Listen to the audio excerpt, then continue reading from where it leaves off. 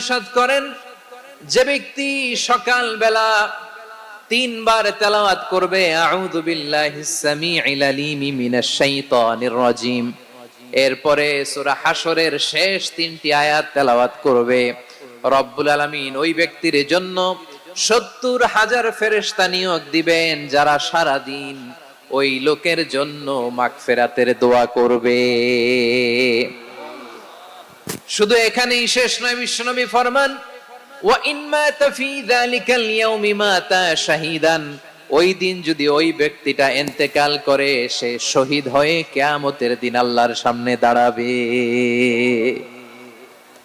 সকালবেলা যদি পড়েন 3 বার আউযু বিল্লাহিস সামিউল আলিম মিনাশ শাইতানির রাজিম 3 বার পড়ে সূরা হাশরের শেষ 3 আয়াত যদি তেলাওয়াত করেন, তাহলে আপনার জন্য আল্লাহ তাআলা 70,000 ফেরেশতা নিয়োগ করবে। সারা দিন তারা আপনার জন্য